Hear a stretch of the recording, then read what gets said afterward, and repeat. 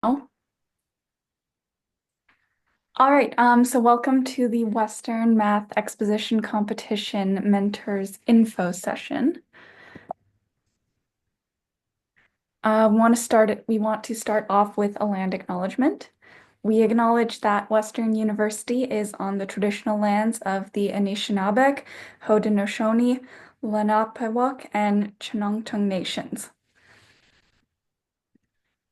So our agenda for the meeting today, we're going to introduce you to the organizing team, go over this year's competition, a little bit of what you need to do as a mentor, the criteria and rubrics, and then some of our previous year's success stories. All right, the competition this year. So the organizing team, you've met our coordinator, Dr. Askar Gorbanpour. He's the one who sends you all the emails. I'm Anna Ing. I'm the coordinator assistant.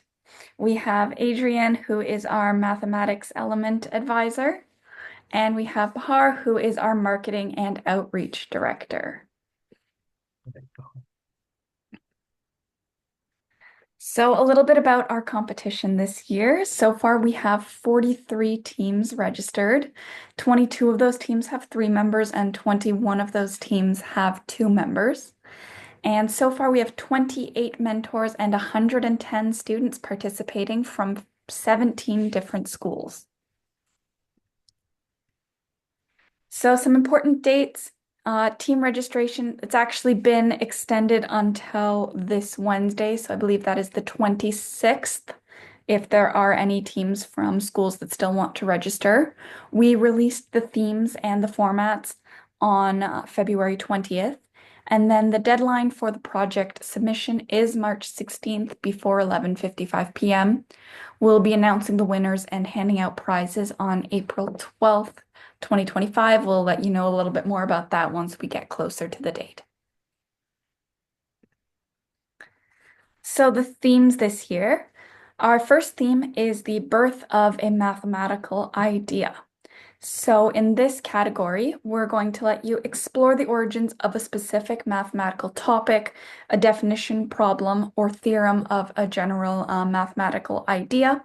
So this could involve discussing the historical background, the mathematicians who contributed to its development, and the original problem or purpose that this theorem addressed. You could also explain how the theorem has transformed over time and perhaps some present-day applications. All right, the second theme is mathematical paradoxes, so things that are counterintuitive in mathematics. Um, these challenge your intuition, so something paradoxical, and you want to explain why this defies our initial explanation, and then provide a clear resolution or interpretation of this paradox. The third category is our cross-curricular one, where we're exploring mathematics and art, or music and other connections like that. So investigating the connections between mathematics and art forms, such as music, visual arts, or architectures. You can examine how mathematical concepts like symmetry or patterns manifest in art, or perhaps how sound waves and frequencies relate to musical harmony. And the final theme is mathematical modeling. So this category applies to more real-world problems. You can select a specific problem or scenario and demonstrate how mathematical modeling provides insights or solutions. And some focuses could include climate modeling, financial forecasting, or biological systems.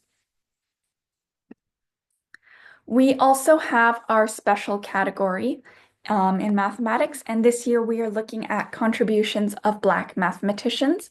We want to use this category to explore and honor achievements made by Black mathematicians.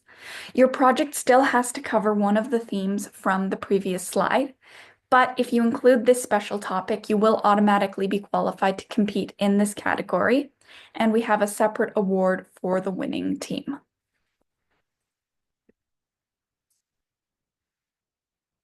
And then we have our different funding sources that we'd just like to say thank you to for funding this. Thank you, Anna. Can we go back for a quick? I noticed that, yes, I'm not, we didn't include m many details there.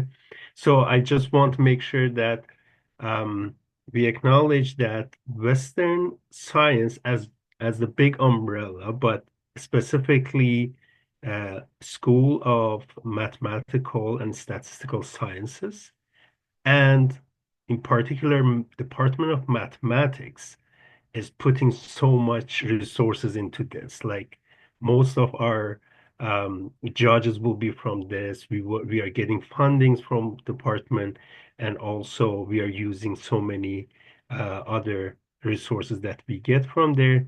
Fields Institute is the research institute in East Canada, or yeah, kind of in Ontario, I would say, and they support so many math activities.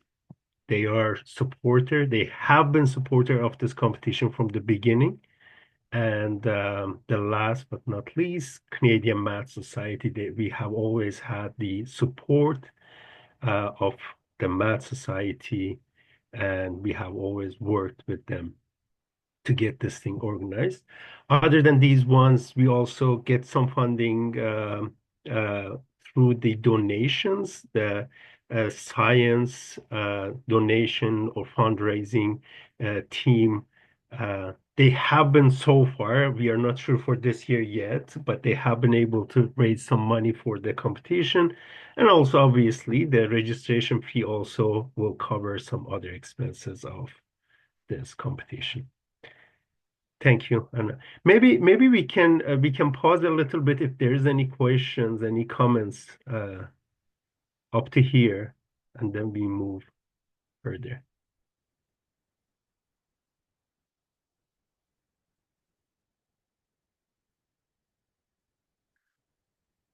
Okay, so let's move to the slides. So this part we are specifically so throughout the years, this is the third round of the competition, and we have been hearing different feedbacks from mentors, from the teams about how to get things work a bit in more smoother way and a bit more practical way. So these are the comments I included here are coming from those feedbacks and our own way of thinking what works how throughout this teamwork. Yes. So the first thing, this has been a bit important. This we learned that some of the mentors will wait for their team to contact them.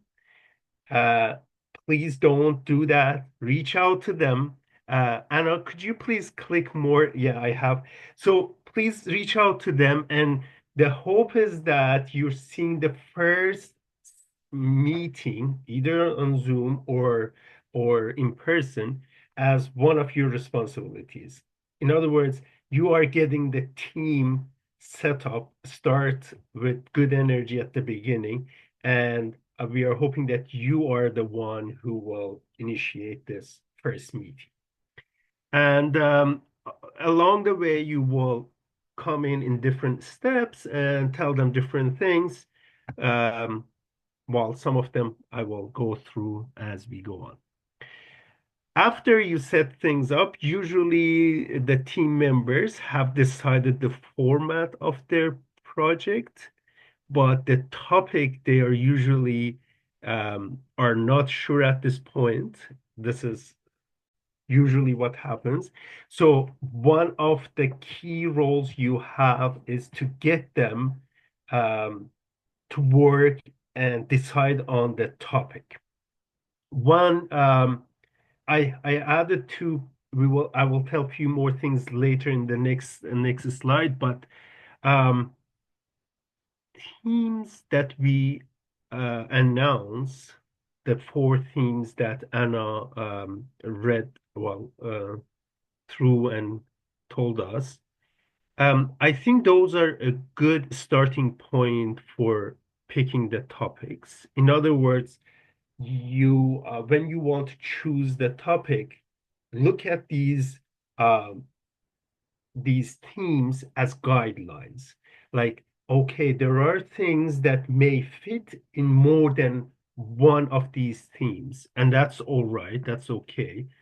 But use the description in each one of these themes as a starting point of, okay, if we are going to cover this theorem, if we are going to talk about this topic, maybe it fits in more of the birth of a mathematical idea. Let's see what we have there and use those description to get to the right choosing point. Another thing that I always said in this last 3 years is that um, there are topics out there which are very exciting, buzzwords. They're very good. People would say, "Oh, we will pick this," but I want to make sure that you know that um, the judges are all professional mathematicians. You cannot, you cannot surprise them by topics. I think the focus should move from I want to choose this big topic, buzzwords everywhere, everyone is trying to talk about them, toward what can I pick and what can I explain such that someone who reads this project or watches the video could understand something fundamental about that topic. So move away from the complex mathematical topics, buzzwords, toward what we can explain in a nice way.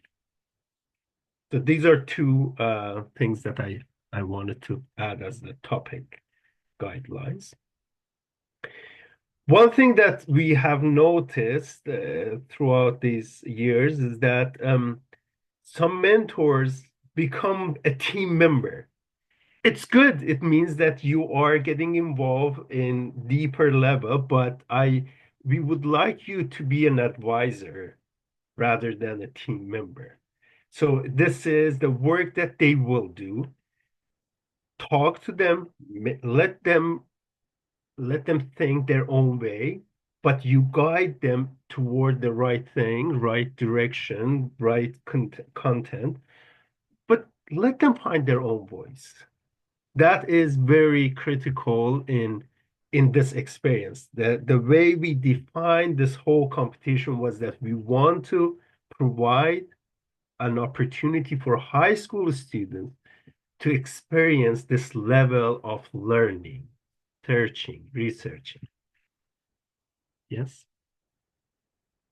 Oh, and yes, and there are a few things. These are part my personal preferences, and they're in some ways implemented in our rubrics.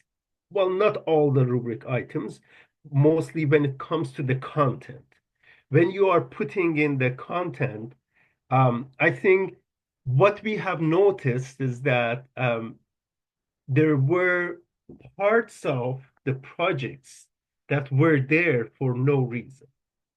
So each topic, each paragraph, each sentence, each video cut that you want to take, maybe ask yourself these few things. Does this add anything to the clarity of the topic? With this and without this, is there something missing? Would this make difference? Again, with focus on mathematical understanding of the topic. Um, Another thing is that sometimes you need to add linkage between different steps. And this is also another way of checking that what we are adding is in a good place. And that is ask yourself, is this adding anything for the presentation or the development of exposition and moving it forward for the next step. The third and fourth one are my favorite ones. The third one is that yeah, you will find some interesting things out there, but this is very golden rule. You should ask yourself, okay, part of I know what does this mean is that do I have an example of this thing? Can I uh, can I claim that this item is clear to my team members? And the last one, which is everything is a storytelling. Is this the story you would tell your friends? Or when you go home, when you're having dinner, would you talk about this in with your family members or friends? I think these will help you more on the content side that what is a good add-on to our exposition, what is not a good add-on to our exposition. Can we move to the next one? And well, this is another last step, which is very specifically um, you should be in charge, and that is submission of projects. We did this intentionally that this way we know that team members and the mentors are in touch and they are doing works together. When the submission date comes, that was March 16, am I right? I don't know, yes. Or mid-March, let's say. Yeah, March 16th. Yes, thank you. When we get closer to that date, you, as the mentor of the team, will receive a link to upload your project. No one else in your team will receive that link. So just make sure that you're working with them, you know how far they have gone, what is ready, what is not, so that the when you receive the link, you are ready to upload before the deadline. And well, this implies that you have been working with them along the way. Obviously, we are not expecting you to do every single piece, but I would say the healthy mentor team member relation would be at least 1 hour weekly meeting up until the submission is done. And what was and very important part, this I think Adrian will also talk about this a little bit more. This, unfortunately, in the past, we had this issue and we had to kind of say, okay, we will accept this time. We have requirements on each form of project. Adrian will go through them in details. And the key point for us, for example, font size margins. This has been missing all the time. So we are going to print these posters if you're making posters, and we are counting on 1 inch margin from all four sides. When this is not in place, our printer doesn't go well, like the print won't show the format. Another thing is the ratio of the heights and widths, which it should be 2 by 3 feet or 2 by 3. The ratio should be 2 by 3. If you choose different, then the printing won't go well. Another thing, for example, well, Adrian will go in details on that. We always ask about the logo of our sponsors. They have to be there in your video, in your poster, on the art, the report card of the artifacts. So please make sure that you see all these requirements and you know and you follow up with your team. Don't keep it until the last minute because it will be very difficult then get everything work nicely. And Anna, yeah, okay. I think we got a question here. Yes. Yeah, we got a question about something I think 2 slides back. So, oops, sorry. Here just about when we're producing an example of the item, does it have to be unique and like specifically made by the group? Yeah, this Mac asking this question, yes. So when I say ask yourself, can you produce an example? I really don't mean to include an example. Though most of the time, including an example is a good way of showing the clarity and helping your audience to understand what it is. But this is more general on the content preparation side that me understanding this topic means I can create an example for this. You want to include that example, doesn't need to be unique example. No, it just, I can create an example, produce an example that kind of has this part of the theory or the topic and clarify some stuff. Does that answer the question, man?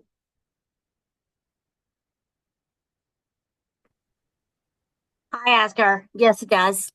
Thank you. Okay, thanks. Thank you.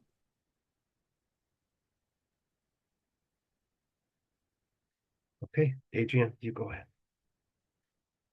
Hi everyone. Okay, so I'm getting excited. So I'm gonna tell you guys how to win the competition.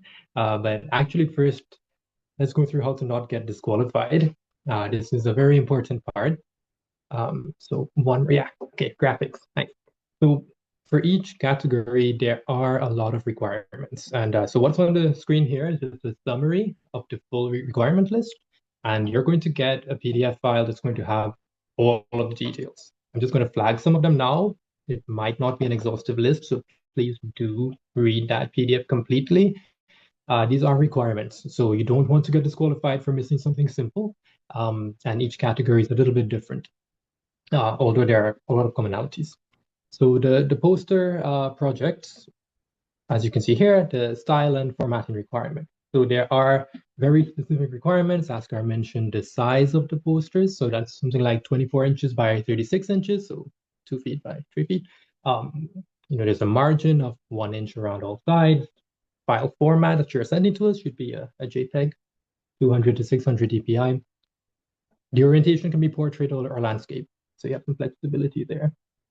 Font size is nothing smaller than 11 points because, well, you don't want to put too much on the page. And when you get to file, there's even more details on this about viewing distance and all that. The graphic limits, you shouldn't be putting more than 50% or less than 30% being graphics. And we have very exhaustive descriptions of what you need to put on the poster about the members of the teams, the logos of the sponsors. A QR code is required. There's some size specification for that as well. What is very important, and this goes for all of the categories, are the references. So the references for the posters in particular, you can use essentially any style for how you want to reference at the end of your poster, but it has to be consistent. And you also have to do in-text citations, and all of these have to be consistent. So this is something that you want to relay to your team and keep checking up on. It is a very important part of the requirements to this project. Can we swap to the video format? Yeah, so the video format's not too different. There are a lot of specifications here on what the file format can be. So it is a video file you're sending to us, and so we allow quite a few file formats. I won't list them here, they're just letters, but this will be sent to you what you're allowed to submit as a video file. No more than 100 megabytes. The resolution should be 720p or higher, and the video length should be not shorter than 2 minutes and no longer than 5 minutes. And landscape video is required. And there is some requirements on what actually goes into your video in terms of an introduction, a particular title that you put for your project, the mentors again, and credit has to be given to the Western Mathematics Exposition Competition and who it's hosted by. So all of this information will be in that file sent to you. So please do read this very, very carefully. It is a requirement. You don't want to get disqualified for this. Also, closing remarks, there is some acknowledgements that we will require that you add to your videos as a member of this competition. So do look into that. It's a very specific part you need to add that is sent to you. And again, references. These are very important, and these have to be done consistently. Thank you. And the last category is the artifacts. This one is a little bit different, but there is a written description that goes along with your artifact. And again, tight specifications on this, with the spacing, the word count, the titles that you have to put. Again, so the margin is something like 1.54 inches on all sides. The spacing between lines is 1.15. Spacing before paragraphs is 0 points. And title, again, is required no more than 100 characters. Again, all of this will be sent to you, but I'm just flagging that there are a lot of requirements that mentors need to check up on to make sure that we align with this before you submit to us. And again, logos and acknowledgements, these will be sent to you, but they are necessary. And references, consistency. Right, and for the rubric, so this more pertains to the judging of the competition, so that's confidential, but you should know it's a little bit different per category. It depends mainly, I think, on the medium that you're using. So for the posters, for example, the mathematical content gets a high weighting. So these numbers here that you see on the screen is a percentage of the total scoring that we're going to do. So 50% for mathematical content in the poster category. For videos, it's a little bit low at 35%. And for artifacts, it's at 35% as well. And these second criteria here, second rubric items, are for the graphics, for the use of medium. So for the poster competition, it's 35%, videos is 30%, artifacts 40%. And this really does align with the medium that you're using. So for the posters, you can see it says we're looking at the graphics and the formatting. For the videos, it depends on the topic that you choose. Does it fit the video format well? And for artifact as well is how well did you execute the idea that you chose in the artifact medium? And there's this last rubric option for each of them is the, well, just checking for posters, the grammar, and how did you put the poster together in general. For videos, well, we'll judge on your theatrics. How did you put it together? What whimsical bits you added to make this a holistic video? And of course, for the artifacts, it's about the aesthetic and how you executed it. And yeah, that's how you win the competition.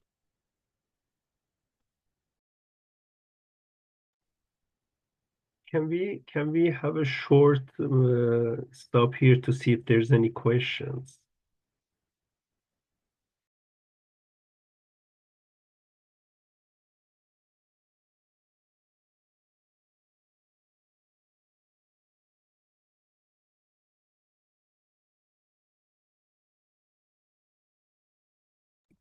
Okay.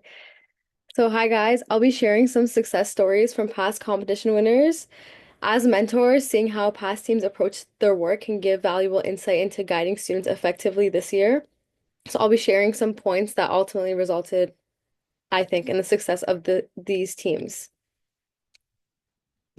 Okay, so our gold medal poster winner last year was non-Euclidean geometry, bending plane and bending our minds.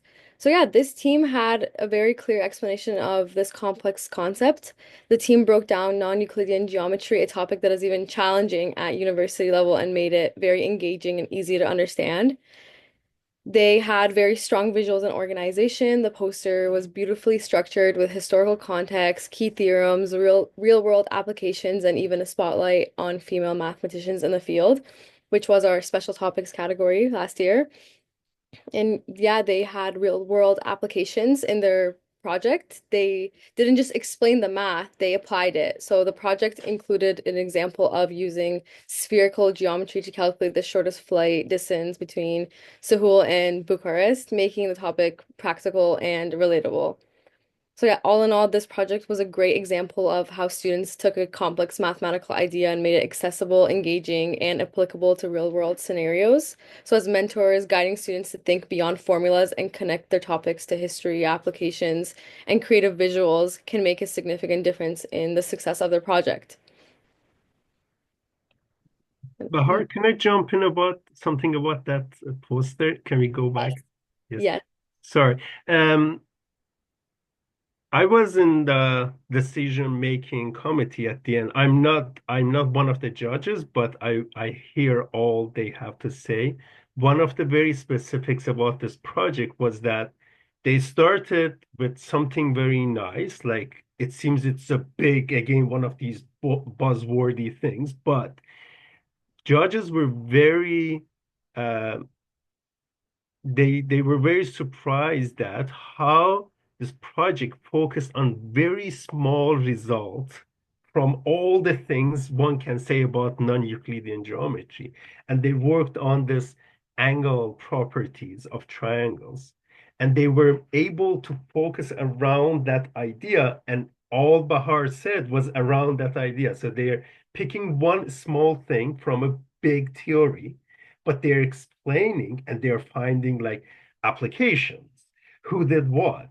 What is the history?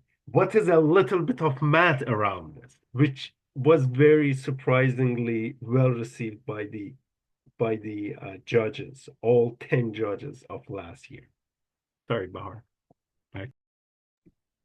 Yeah, sorry. One thing I forgot to mention is that all these posters can be found on, if you just search up mathematical exposition competition, on the highlights tab, all of these can be found. So if you ever want to go back or see the silver, bronze winners and etc., you can go on the website.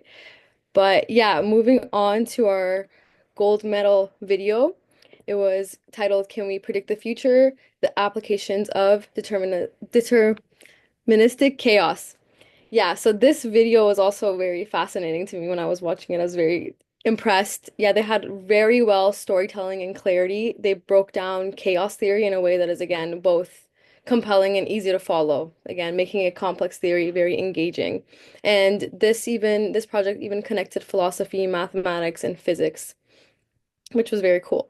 And they also, just like the last one, they applied it to real world impact. So instead of just defining chaos theory, the team demonstrated its effects from weather prediction limits to applications in economics, medicine, and engineering. And they had a very strong visual demonstrations. I just screenshotted some of the moments in the video and I put it on the slide. But if you want to see the video, definitely on the website. And the link is over there too. It'll be very good. And then moving on to our gold medal artifact. So yeah, this was very amazing. Again, it was another project that I was very fascinated by because they created a mechanical device that transforms complex waveforms into simpler sinusoidal components, which is very cool. And this showed a lot of innovative engineering and mathematical precision, and then they bridged mathematical and real-world applications again in signal processing, acoustics, and physics. And it demonstrated Fourier analysis in a way that is interactive and educational, so it was very great.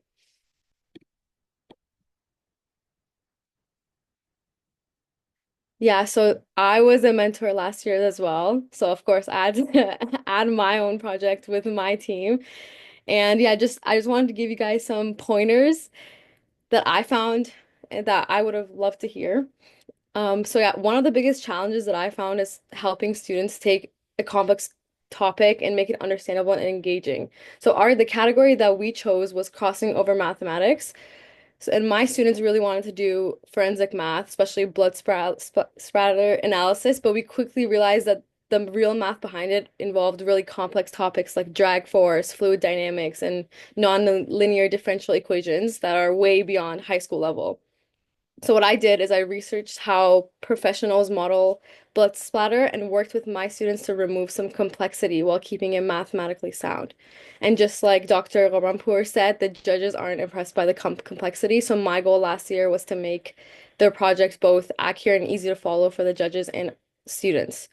So yeah, I think math is very fun and fascinating when presented the right way. So I encourage them to see the real world applications on how math actually helps solve crimes. This kept them motivated and engaged. And a key challenge in my project was that my students didn't know integration or some required math techniques. Yeah, so which is actually used to know how math actually solves crimes.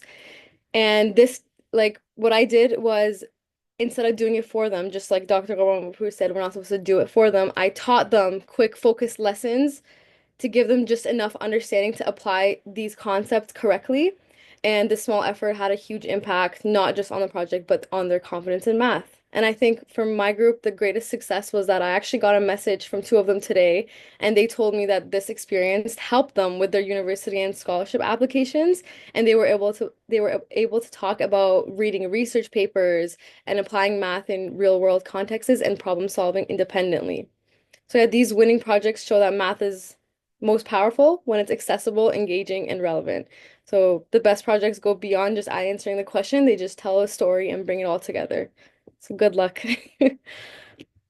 Again, as a person who was in that decision-making committee, um, the judges were very impressed on not only the topic on Bahar's team.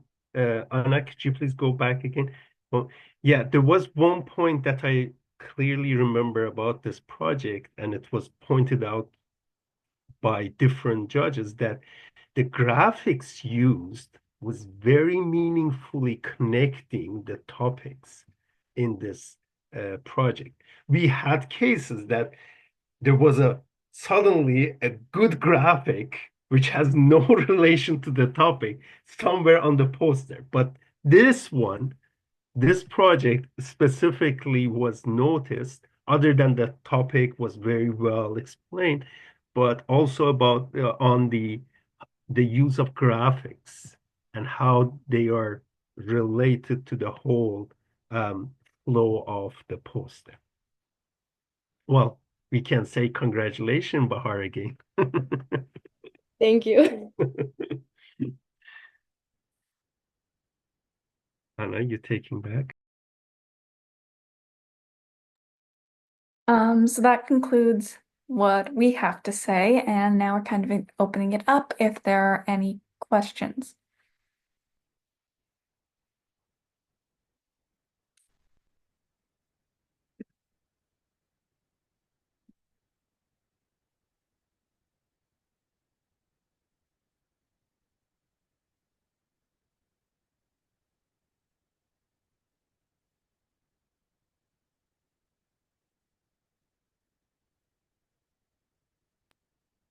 Okay.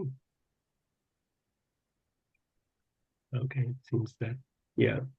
And we will make this video available through our website. We can send the link as well. Yes, and if you send me the video, we can share it with the mentors in case they were not able to comment. And well, we should say good luck to everyone. And feel free anytime you have questions to reach out to me or Anna. And if we need more help, we can reach out to the other members to get things done. Okay, thank you.